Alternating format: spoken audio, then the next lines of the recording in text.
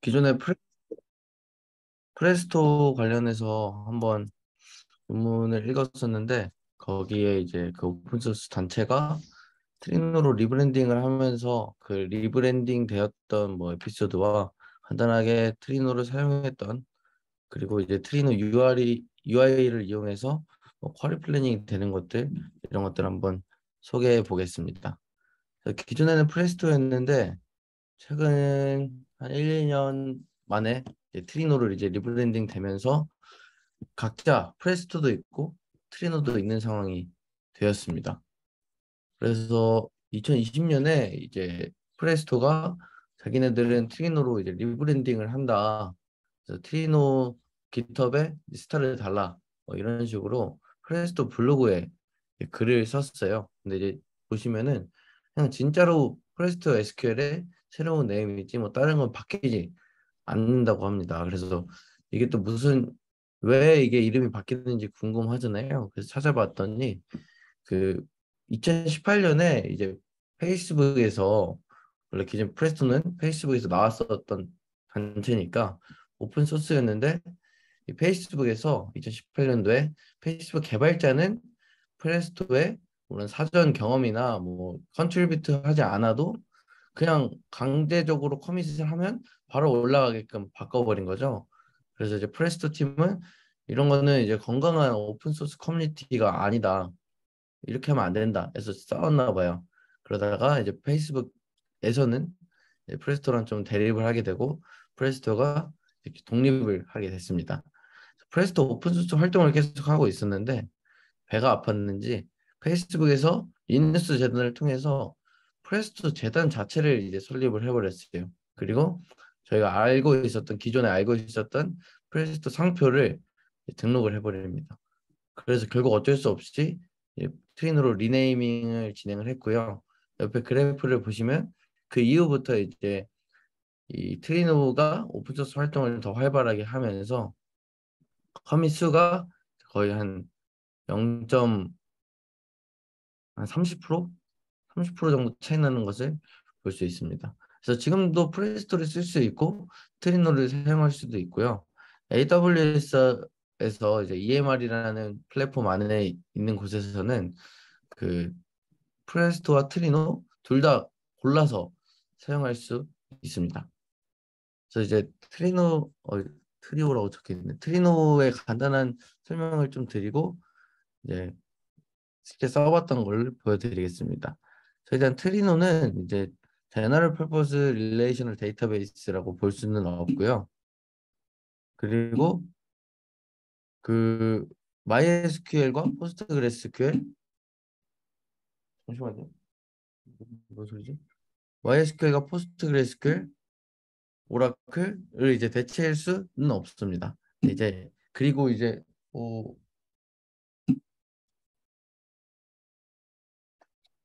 네. 그 OLTP를 이제 지킬 수는 없게 디자인이 되어 있습니다. 그래서 이제 트리노를 생각을 하면 보통 이제 OLAP에 이제 사용할 수 있는 소프트웨어라고 보시면 될 것 같습니다. 그리고 이제 이 트리노가 이제 다른 데이터베이스들을 대상으로 이제 쿼리를 하거나 분석하는 데 있어서 굉장히 최적화되어 있다라고 얘기를 하고요. 트리노를 조금 더 자세히 설명드리자면 트리노 같은 경우에는 이제 디스트리뷰티드 쿼리 엔진을 사용을 해가지고 이제 굉장히 큰 양의 데이터들을 효율적으로 쿼리할 수 있게 만들어줍니다. 그리고 이 트리노가 이상 소리가 자꾸 네, 그 트리노가 그 하도 HDFS를 이제 좀 대체하려고 이 하이브나 피그를 이용해서 이제 HDFS에 질문을 날리는데 이 질문 날리는 것을 좀 대체하려고 SQL로 좀 더 잘 만들려고 트리노를 만들었다고 해요. 근데 이제 이 트리노에 커넥터를 이제 여러 가지 붙여서 HDFS뿐만 아니라 뭐 다른 데이터 종류에 대해서도 트리노를 사용할 수 있게끔 만들어 두었습니다. 그래서 트리노는 이제 OLAP를 이제 기반으로 하는 데이터베이스 쿼리 엔진이라고 보시면 될 것 같습니다. 그래서 트리노 오버뷰를 좀 보겠습니다. 트리노는 코디네이터랑 이제 워커로 나눠져 있는데요. 코디네이터 여러 개, 이제 워커 여러 개 이렇게 세팅을 해두시면 됩니다. 근데 이제 테스트 같은 경우에는 한 노드 안에서 코디네이터도 되고 워커도 되니까 뭐 테스트는 신경 쓸 필요가 없긴 한데 보통은 코디네이터 홀수계 뭐 3개 정도 두고 워커를 뭐 2개 정도 둔다든지 5개 둔다든지 뭐 이런 식으로 세팅을 하게 됩니다. 그래서 코디네이터는 이제 스테이트먼트 저희가 이제 프레스토에 쓰는 그 명령어 그걸 스테이트먼트라고 하는데 그거를 파싱을 해서 이 커넥터에 연결된 데이터 원본에 대해서 어떻게 처리할 건지 계획을 짜게 됩니다.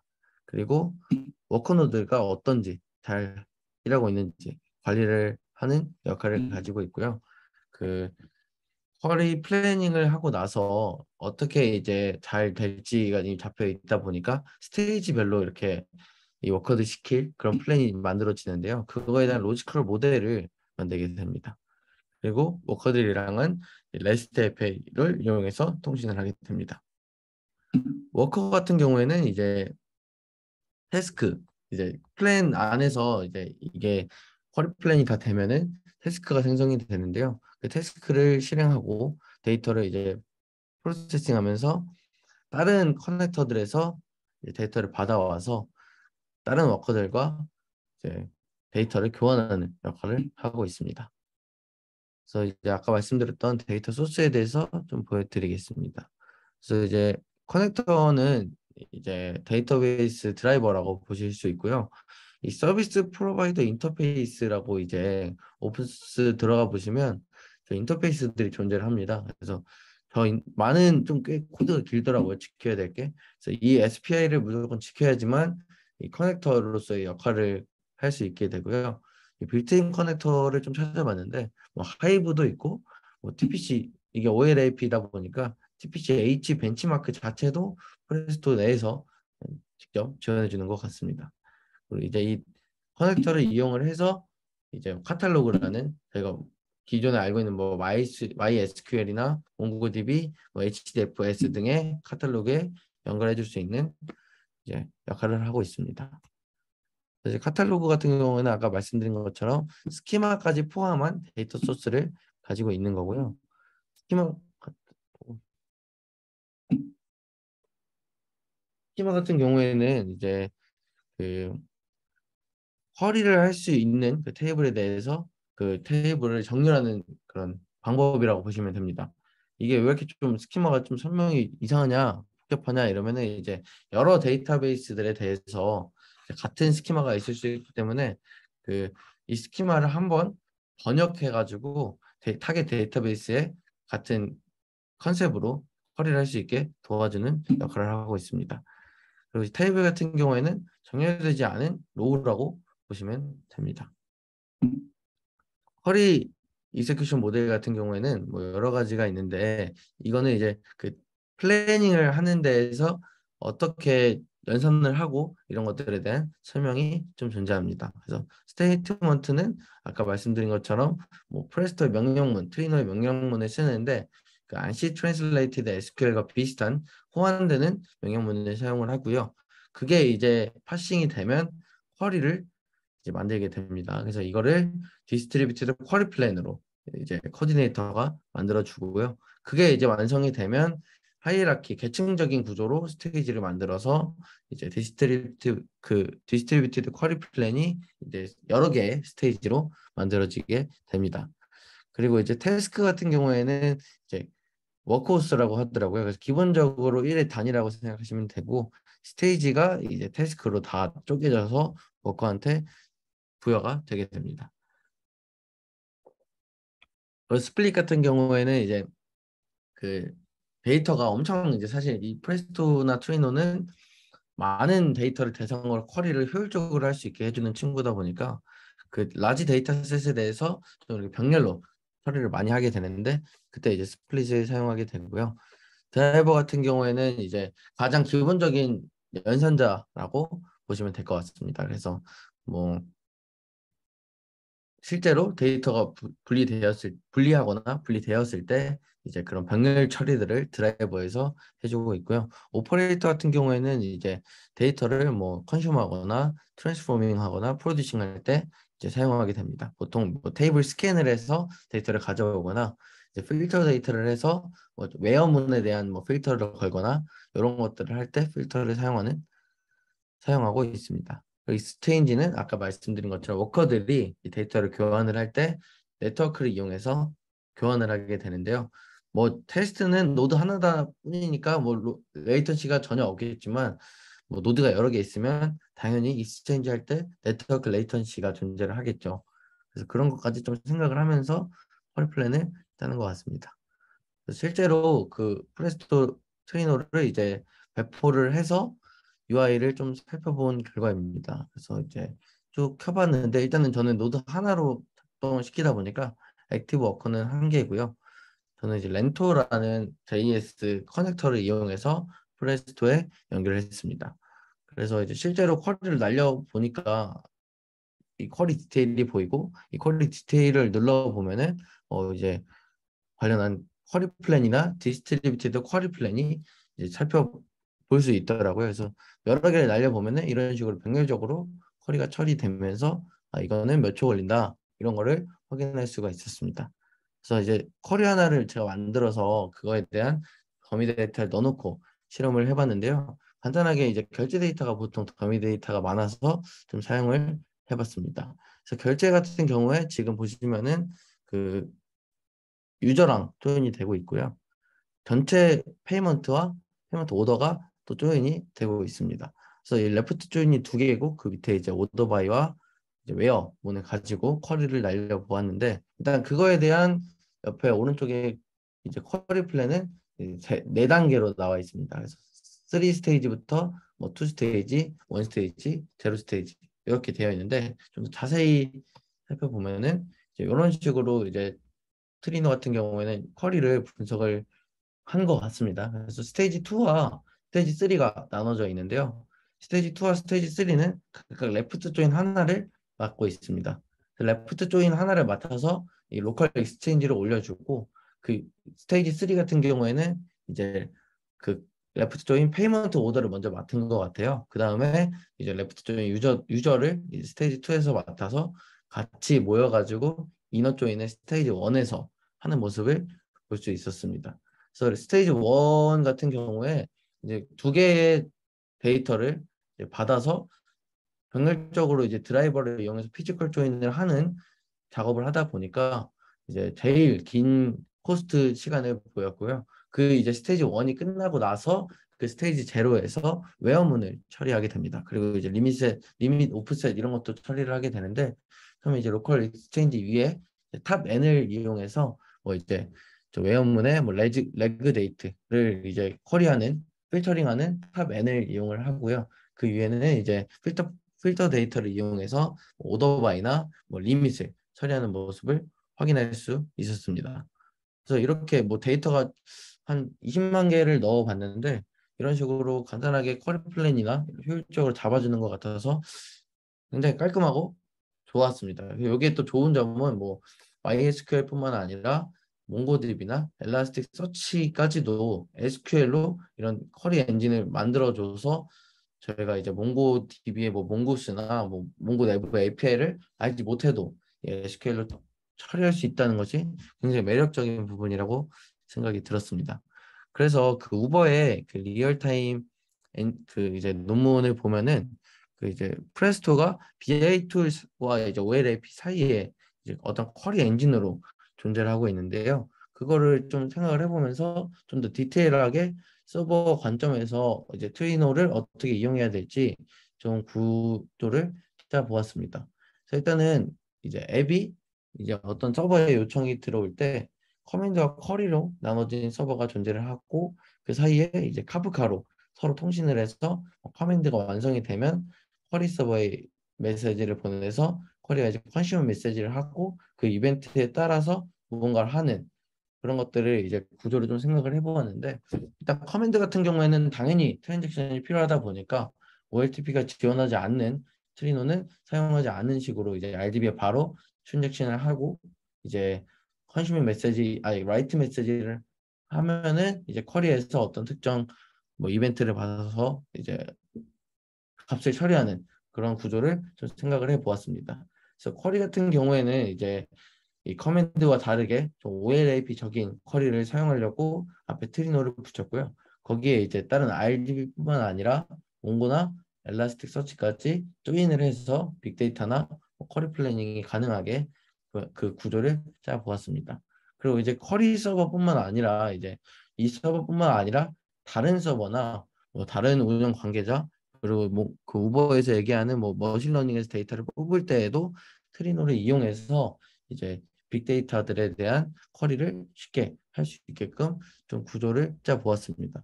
그래서 이 AWS에서도 EMR이라는 그 맵리듀스를 이용하는데 거기 이제 프레스토와 트리노가 존재를 하거든요. 그래서 그걸 한번 사용을 해 보았는데 그 경우는 그 밑에 이제 BI가 뽑아올 경우에만 좀 사용할 수 있을 경우인 것 같습니다. 그 EMR 자체가 오토 폴리시로 이 자동으로 그 터미네이트를 하기 때문에 그 단건마다 테크놀을 이용을 하게 된다면 이제 그걸 이용하면 좋을 것 같고요. 실제로 서버나 서비스에서 이용을 하려면 저희가 직접 도커로 구축을 해서 사용을 해야 될 것 같습니다. 네, 여기까지 이제 트리노 설명을 마치겠습니다. 질문 있으면 해주세요. 여기서 파일 스토리지를 지정을 해야 됐을 텐데 앞에 실제 네, 설치했을 때 여기서 뭘 썼어요? 카탈로그 데이터베이스. 말씀하시는 건가요? 아, 데이터베이스. 네. 일단 MySQL 카탈로그를 추가를 했고요. 몽고DB도 카탈로그를 추가를 해봤는데 일단 그것까지는 이제 제가 더미 데이터를 넣지 못해서 조인은 하지 못했습니다. 추가적으로 한번 몽고랑 엘라스틱 서치까지 같이 조인해서 한번 쿼리 플래닝을 볼 계획입니다. 이 지금은 사실은 근데 MySQL에서 실제 쿼리가 동작을 할 거잖아요. 네, 프레스토에서는 변환만 시켜줄 거고. 그렇죠. 근데 이제 그 스테이지마다 쿼리가 다 따로 돌고 이러다 보니까 이제 이너 조인 자체를 프레스토에서 병렬 처리를 해서 마이스큐엘에 요청을 하는 것 같더라고요.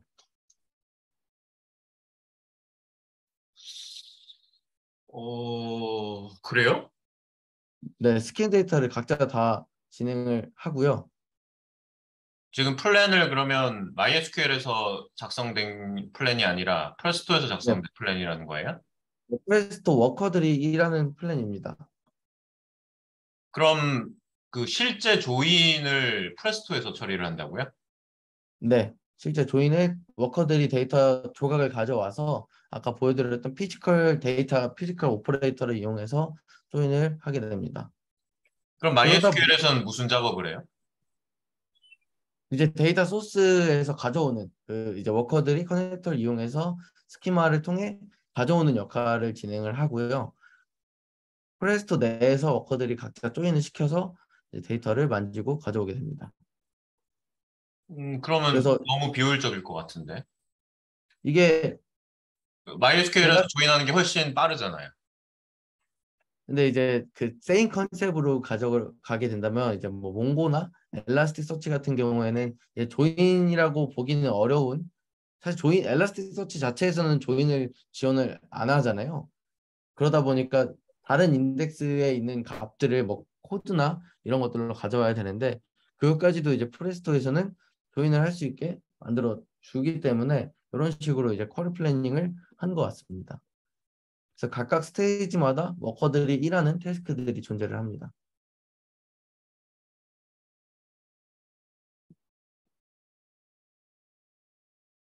그러니까 사실 이제 이 구조를 이해를 하려면, 그러니까 이너 조인의 그 실제 지 처리되는 구조를 이해하려면, 네, MySQL에서 이 조인을 처리할 때 역할과 그리고 그 MySQL에서 리턴된 결과를 프레스토에서 사실은 템포러리 테이블을 가지고 실제 이너 조인을 한다는 얘기인데, 네 맞습니다.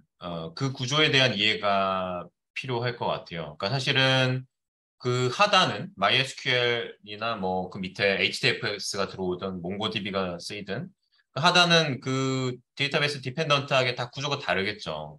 그리고 뭐 조인을 지원하기도 하고 지원하지 않는 경우도 있고 이제 그렇기 때문에 프로스토에서는 그걸 통일성 있게 지원할 텐데 근데 조인을 예로 들면은 이제 그런 거죠. 그렇지만 네, 셀렉트 질인 경우에는 쿼리 플랜이 따로 프레스토에서 담당해야 될 역할이 없을 수도 있고 네, 이렇게 맞습니다. 나뉘어질 거거든요. 네, 그죠? 그래서 그러니까 조인인 경우가 그 좋은 사실은 이그젠플이 될 수 있는 게 네, 그러니까 왜 NoSQL에서 조인을 잘 지원하지 않느냐. 그러니까 이런 이유 때문인 거거든요. 조인 자체를 효율적으로 처리할 수 있는 방법이 없어요. NoSQL에서는. 그래서 그냥 아예 지원을 안 해버리고 있는 건데 하려고 하면 컴플렉시티가 너무 높아지니까 분석 환경에서는. 네, 근데 사실 MySQL에서까지 그렇게 할 이유는 없거든요. 네, 그 MySQL만 쓰고 있을 때. 그래서 아까 그걸 음, 물어봤던 거고. 근데 뭐 네, 통일성이라는 측면에서는 MySQL이라 그래서 뭐 그렇게 좀 구분해서 처리하는 것 자체가 이제 프레스토 입장에서는 본인이 어떤 규격을 만들고 싶어 하는 거니까 네, MySQL도 그 규격에 따르도록 하라는 그런 장기적인 입장에서는 뭐 그렇게 할 수도 있을 것 같은데 그냥 특정 그 사용되는 데이터베이스와 실제 네, 특정 쿼리를 기준으로 봤을 때는 이제 비효율적일 거라고 이제 얘기가 생각이 좀 드는 거인 거고 네, 뭐 프로스터 입장에서는 당연히 그렇게 끌고 가려고 할 거는 같죠. 네, 그리고 이제 근데 조인의 경우도 그러니까 그런 부분이 좀 궁금하긴 해요. 그러니까 조인을 할 때 조인의 경우에 여러 카테고리가 있는데 두 개의 테이블이 균등한 크기에 거의 비슷한 사이즈의 크기로 구성이 된 경우일 수도 있고 네, 네, 또는 대부분의 애플리케이션에서는 특정 테이블이 사이즈가 상당히 작거든요. 네, 그래서 이런 경우에는 그 디스트리뷰티드 데이터베이스에서 주로 하는 일인데 이 경우에 이제 사실은 그냥 일반적인 테이블에 대한 조인을 하려면 하나의 테이블이 여러 노드에 나눠져 있잖아요. N개로 네, 분산 환경에서. 그러면 두 개의 테이블이 균등한 사이즈로 다 나눠지면 요 조인 처리하기 위해서 M by M의 파티션에 대한 카테시안 네, 프로덕트를 해줘야 돼요. 크로스로. 그러니까 N개 노드로 나눠져 있으면 내 입장에서는 N개 노드를 다 조인을 해가지고 결과를 묶어야 되는 그런 비효율성이 있거든요. 네, 네, 근데 이제 MySQL에서 처리하면 이제 그런 비효율성이 없는 거죠. 네, 그냥 하나의 노드에 처리를 할 테니까. 근데 여기 지금 분산 환경 가정하니까 프레스토에서 네, 올려가지고 처리할 때 그런 고려가 필요하고. 그래서 이제 네, 디스트리뷰티드 데이터베이스에서는 그 경우에는 그러니까 그 둘 중에 하나의 테이블이 굉장히 작은 경우는 그냥 복제를 시켜버려요. 네, 복제를 시키면 크로스 조인을 해야 될 이유는 없거든요. 네, 네, 그러니까 네트워크 통신을 해야 될 필요가 없어요. 그러니까 내부적으로 각각 처리하고 그 결과만 리턴해주면 되는데 그러니까 그런 경우에 어떻게 처리하는지가 사실은 굉장히 퍼포먼스 측면에서 관건이거든요. 네, 그래서 이 프로스트 결국은 이런 식으로 처리를 하려면 데이터베이스에서 해줘야 될 역할과 본인들이 해야 될 역할 간에 옵티멀한 플랜을 구성하기 위한 그 어떤 조율을 해야 될 텐데 네. 컨시스턴시를 맞추면서도 그래서 그 부분이 좀 궁금하긴 하네요. 어떤 식으로 하고 있는지 현재 상태에서. 한번 저도 여러 데이터베이스를 이용을 해서 조인이나 이런 것들을 해보면서 그런 것들이 어떻게 되고 있는지 좀 플래닝으로 몇 개 더 살펴보고 그러니까 사실 싶은 거. 그런 것까지 잘 아직은 안 하고 있을 수가 있어요. 왜냐면 어떤 익셉셔널한 케이스들을 만들어가지고 처리를 해줘야 되는데 근데 실제 네, 응용에서는 아까 같은 케이스 굉장히 많거든요. 테이블이 한쪽이 작은 경우가 네, 조이는 빈번한데 굳이 맞습니다. 파티션을 나눠야 될 필요가 없는 경우. 네, 네, 근데 이를테면 이제 몽고DB에 이제 작은 테이블이 있고 네, RDB에는 이제 큰 테이블이 하나가 있는데 근데 네, 그런 고려를 안 하면 지금 같은 경우는 이제 N by M의 크로스 조인을 해야 되는 상황인 거죠. 네, 네, 근데 이제 그런 디자인을 해볼 수 있는 거죠. 만약에 그런 고려 안 하고 있으면 네, 네, 몽고DB의 그 작은 테이블을 여러 군데 그러니까 네, RDB에 복제시켜서 가지고 있게. 맞습니다. 네. 근데 이제 그 복제를 한다고 해도 스토리지 단에서 크게 낭비가 없거든요. 작기 때문에 상대적으로. 네, 네, 그 실제 그 빈번하게 접근하는 비율에 비해서. 네, 그 예전부터 이제 이재경 쌤 프레스토 쪽 관심이 있었는데 이제 들여다볼 때 그런 그러니까 어떤 래퍼를 하이 레벨의 래퍼를 만들어 주는 거잖아요. 네, 프레스토가 맞습니다. 자기네들이 규격을 제시하고 밑에 하위에 다양한 스토리지들을 네네. 커버할 수 있게. 이제 네, 그런 거는 잘 해 나가겠죠 앞으로도. 근데 이제 그 네, 중에서 기존에 많이 고민됐던 그런 아까 같은 유형의 질의들을 어떻게 처리하고 있는가는 완전히 네, 새로운 이슈가 되는 거죠. 네, 단순히 네, 데이터베이스를 디스트리뷰티드 하는 것뿐만이 아니라 네, 데이터베이스라는 건 존재하면서 그 위에 래퍼에서 데이터베이스 역할을 일부 담당하려고 쿼리 네, 네, 플랜까지 작성하고 맞습니다. 실제로 실행까지 시키는 네, 거기 때문에 네, 네, 새로운 문제가 되는 거거든요. 네, 맞습니다. 그런 부분들을 잘 들여다보면 뭐 재미있는 문제들을 많이 발견해낼 수 있을 것 같아요. 알겠습니다. 질문 있나요? 저 질문이 있는데요. 제가 이 DB 쪽을 많이 공부하는 잘 모르는데 프레스토랑 하이브 차이가 프레스토는 그러면은 디스크를 아예 쓰지 않는 건가요? 어, 일단은 하이브 같은 경우에는 이제 HDFS 대상으로만 SQL로 이제 질의를 할 수 있는 그 소프트웨어잖아요. 근데 프레스토 같은 경우에는 하이브를 대체하는 역할로 나왔지만 익스텐드에서 다른 데이터 소스까지 커넥션 할 수 있는 소프트웨어라고 보시면 될 것 같습니다. 그래서 실제로 똑같이 하이브 역할을 거의 다 대체를 하고 있습니다. 그러면은 그냥 이제 프레스토가 익스텐드된 부분 말고 이제 하이브랑 비교하면은 어느 부분에서 좀 프레스토가 좋은지 한 번만 더 설명해 주실 수 있을까요? 만약에 이제 뭐 HDFS만이라고 하면은 저는 하이브가 더 좋을 수도 있을 것 같아요. 근데 이제 오히려 트리노나 프리스트를 쓰는 이유는 HDFS뿐만 아니라 다른 빅데이터 플랫폼이 많이 나온 상황에서 이 빅데이터 플랫폼을 이용하기 위해서 프레스토를 쓰는 경우도 있는 것 같고요. 특히나 아까 보여드렸던 것처럼 굉장히 UI나 이런 것들이 센세이셔널하고 굉장히 쿼리 플랜이나 이런 것들도 앞으로 우리가 어떻게 쿼리를 짜야지만 더 효율적일 것이다. 이런 식의 좀 인사이트를 주잖아요. 그래서 이제 많은 데이터 소스를 이용하면서 BI나 뭐 이제 빅데이터 쿼리를 진행을 할 때 프레스토를 사용할 것 같습니다.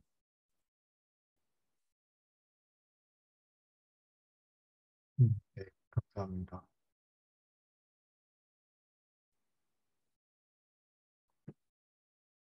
또 있어요?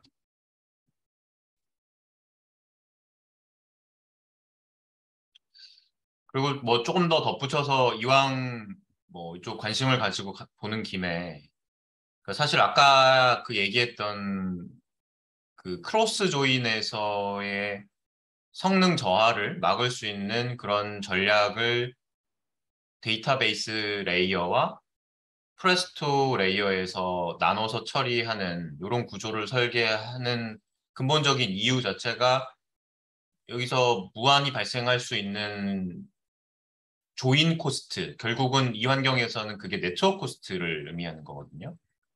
네, 그렇게 되면 좀 기존의 뭐 HDFS와 뭐 RDB에 간의 조인을 어떻게 처리할 것이냐 이 문제를 좀 넘어서 그 둘은 각각 온프레미스로 설치해서 사용을 할 수 있으니까 네트워크 코스트를 최소화해서 구조를 잡을 수 있으니까 그걸 좀 넘어서 그러니까 S3와 몽고DB, 그러니까 로컬에 있는 몽고DB 간에 조인 처리할 때는 어떻게 되느냐. 그러면 이제 문제가 좀 더 달라질 수 있거든요.